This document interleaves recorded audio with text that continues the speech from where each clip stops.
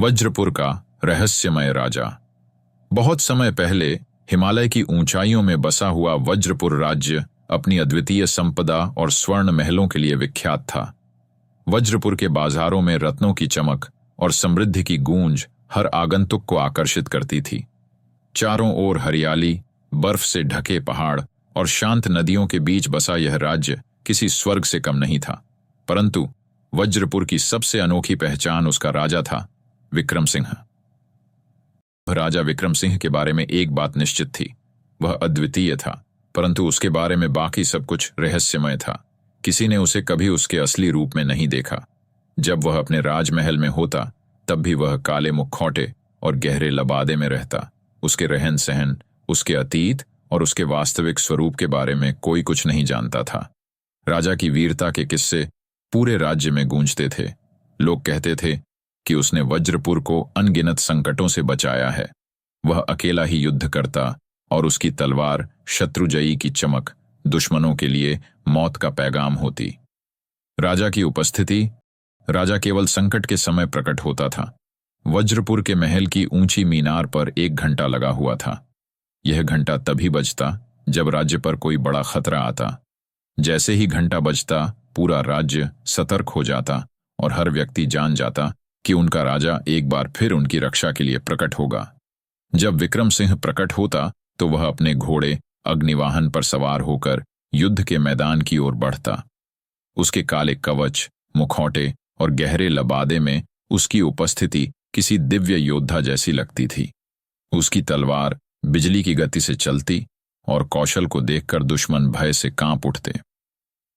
राजा की शक्ति और रहस्य। राजा की शक्ति को लेकर अनेक किंवदंतियां प्रचलित थीं। कुछ लोगों का मानना था कि वह देवताओं का वरदान है। कुछ का कहना था कि वह एक साधारण मनुष्य है जिसने योग और तपस्या से अद्वितीय शक्तियां अर्जित की हैं। वहीं कुछ लोगों का यह भी विश्वास था कि वह एक श्रापित आत्मा है जो केवल संकट के समय प्रकट हो सकती है। उसकी इस रहस्यमयी प्रकृति ने उसे वज्रपुर के लोगों के लिए पूजनीय बना दिया। कोई भी उसके बारे में अनावश्यक सवाल पूछने की हिम्मत नहीं करता था। काल भैरव का हमला। वज्रपुर पर एक स्याह रात में संकट का साया गहराने लगा। जंगल के घने अंधकार के पार दुर्जन काल भैरव ने अपनी घातक सेना के साथ हमला करने की योजना बनाई। काल भैरव सिर्फ एक योद्धा नहीं था, बल्कि एक जादुई शक्तियों वाला क्रूर शत्रु था। उसके पास एक भयानक जादुई शस्त्र था, महाकल्पास्त्र। कहा जाता था कि यह शस्त्र किसी भी किले, दीवार या सेना को पल भर में ध्वस्त कर सकता था। उस रात काल भैरव की सेना ने जंगल के करीब पड़ाव डाला। उनकी मशालों की रोशनी और युद्ध के नगाड़ों की आवाज वज्रपुर के लोगों तक पहुंचने लगी। भय और अनिश्चितता ने पूरे राज्य को अपनी चपेट में ले लिया। जैसे ही यह खबर महल तक पहुंची, मीनार पर स्थापित विशाल घंटा पूरे वेग से बज उठा। घंटी की आवाज पूरे वज्रपुर में गूंज गई और हर व्यक्ति जान गया कि संकट आसन्न है। राजा विक्रम सिंह तुरंत प्रकट हुए। वे अपने चमचमाते कवच में सुसज्जित थे। उनकी तलवार शत्रुजयी कमर पर लटक रही थी और उनकी आंखों में दहकते हुए ज्वाला जैसे साहस का प्रतिबिंब था।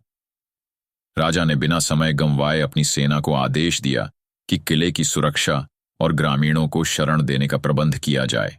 लेकिन विक्रम सिंह जानते थे कि काल भैरव जैसे शत्रु का सामना आम सैनिकों से नहीं हो सकता। राजा की योजना। काल भैरव के जादुई शस्त्र और उसकी क्रूर सेना के कारण वज्रपुर पर छाया संकट दिन ब दिन गहराता जा रहा था।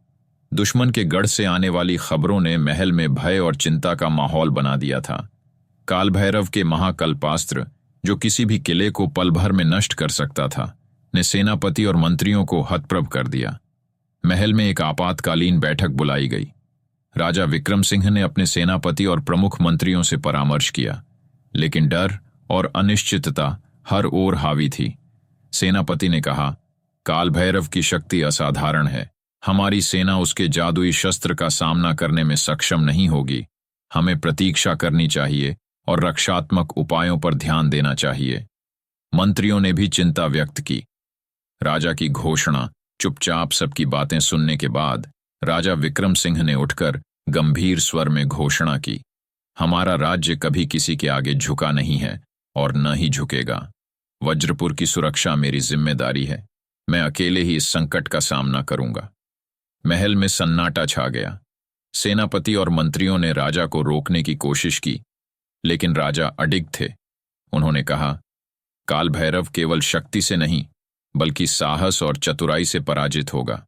यदि मैं हार गया तो यह मेरी अकेली जिम्मेदारी होगी, लेकिन यदि मैं जीत गया तो यह पूरे वज्रपुर की विजय होगी। प्रस्थान। राजा विक्रम सिंह ने गुप्त मार्ग से काल भैरव के गढ़ की ओर प्रस्थान किया। रास्ते में हिमालय की ठंडी हवाएं और घना अंधकार भी उनके साहस को डिगा नहीं सका। जंगलों के बीच से गुजरते हुए उन्होंने दुश्मन की सेना के पद चिन्हों को समझा और अपने मार्ग को चतुराई से चुना। रास्ते में विक्रम सिंह ने एक प्राचीन साधु से मुलाकात की, जो एक विशाल वृक्ष के नीचे ध्यान मग्न थे। साधु के चेहरे पर एक अद्भुत तेज था और उनके पास एक दिव्य तलवार रखी थी। उन्होंने राजा को बताया कि यह तलवार प्राचीन काल में देवताओं द्वारा बनाई गई थी, जो केवल सत्य और न्याय के मार्ग पर चलने वाले योद्धा को स्वीकार करती थी। साधु ने राजा को चेतावनी दी कि यह तलवार उनकी परीक्षा लेगी और केवल सच्चे हृदय वाले व्यक्ति को ही इसकी शक्ति प्राप्त होगी। साधु ने राजा को चेतावनी दी, काल भैरव का शस्त्र केवल तभी निष्क्रिय होगा जब उसके काले हृदय को सच्चाई के प्रकाश से जीत लिया जाए। साधु ने राजा को एक दिव्य तलवार भेंट की, जो केवल सत्य और न्याय के लिए उठाई जा सकती थी। विक्रम सिंह ने तलवार ली और आगे बढ़ गया। राजा विक्रम सिंह साधु से दिव्य तलवार प्राप्त करने के बाद एक गहरे जंगल में यात्रा कर रहे थे। अचानक उनके सामने एक विशाल पत्थर का द्वार प्रकट हुआ। द्वार पर अजीबोगरीब प्रतीक और शिलालेख बने थे।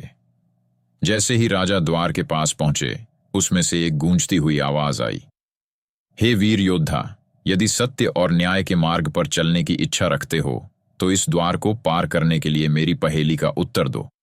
पहेली यह है, एक ऐसा शब्द बताओ जो हमेशा आगे बढ़ता है, कभी रुकता नहीं, न किसी का इंतजार करता है। उसके साथ सब चलते हैं पर वह किसी का साथी नहीं। पहेली का उत्तर। राजा ने गहराई से सोचा और फिर उत्तर दिया, समय। जैसे ही उन्होंने उत्तर दिया, द्वार पर बने प्रतीक चमकने लगे और वह धीरे धीरे खुलने लगा। एक नई रहस्यमय राह प्रकट हुई, जिसमें उनके साहस और सत्यनिष्ठा की आगे और परीक्षा होने वाली थी। इस वीडियो में इतना ही। अगले भाग में हम देखेंगे 3 आकर्षक परियों को, रहस्यमय किताब और शेर जैसे दिखने वाले मानव शेरांश को। कहानी में और भी दिलचस्प भाग आएंगे। नए वीडियो के नोटिफिकेशन के लिए हमारे चैनल को लाइक और सब्सक्राइब करें। धन्यवाद।